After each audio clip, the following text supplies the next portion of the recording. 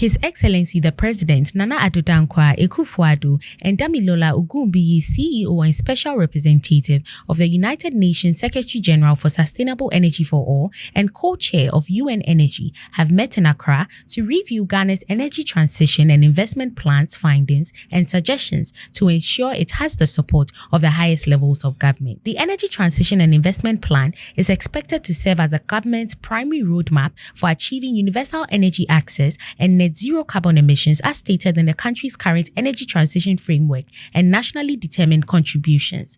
It is also to foster economic growth and job creation.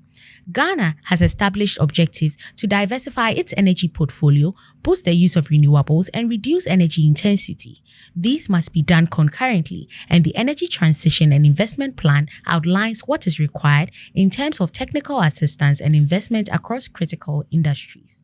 The plan will act as the primary vehicle for the government to engage the international community and investors for assistance by making references to these needs. The government is developing the strategy with technical assistance from Sustainable Energy for All.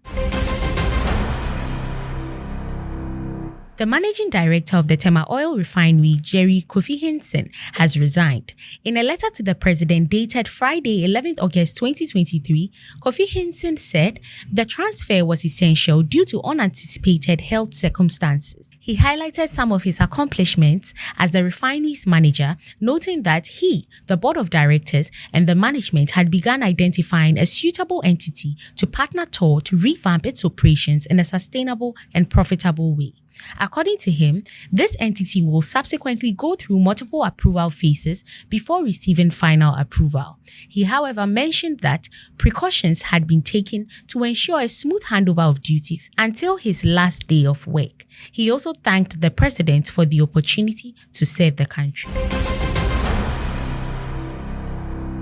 People in Niger are experiencing the effects of sanctions imposed by the Economic Community of West African States in response to the country's military coup, which has resulted in extended power outages.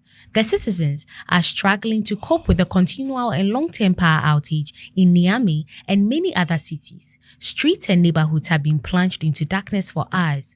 Leaders of the West African Economic and Monetary Union and ECOWAS, a 15-member regional bloc, resolved to impose economic and financial penalties on Niger in response to the unlawful power change more than a week ago. The sanctions have left the landlocked country with little power supply as Nigeria, which supplies 70% of Niger's electricity, has cut off power supply in line with ECOWAS sanctions. People are concerned about the impact of the power outages on the country's economy, in addition to the effects on daily living. On 26 July 2023, the military in Niger detained President Mohamed Bazoum and chose Abdurrahmani Chiani, former leader of the country's presidential guard, to lead the National Council for the Safeguard of the Homeland, a governing body established by the soldiers after the coup, which has been since exercising legislative and executive authority. The Organization of Petroleum Exporting Countries has said the US dollar index fell 1.6% month-on-month in July 2023, reversing gains from the previous month. OPEC, in its August monthly oil market report, stated that the dollar index increased from the second month in a row in June, rising by 0.3% month-on-month. While it indicated the impact of the dollar and inflation on oil prices, the report also stated that the dollar has declined, despite the fact that the Federal Reserve raised interest rates by 25 basis points in July. According to the report, this reflected a shift in risk sentiment as investors' global macroeconomic outlook improved and financial markets bet that the US economy would avoid recession. The index was down 5.2% year-on-year. The dollar had mixed movement against major market currencies for the second month in a row in July.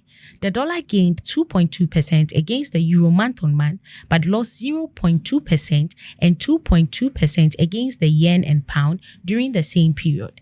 It was up 8.9% and 3.0% year-on-year against the euro and yen. It was, however, down 7.1% against the pound.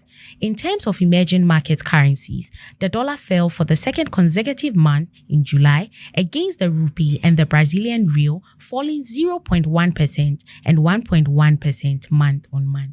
Visit energyghana-magazine.com for more on these stories.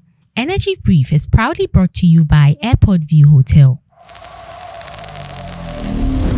Energy Ghana TV. Local in focus, global in perspective.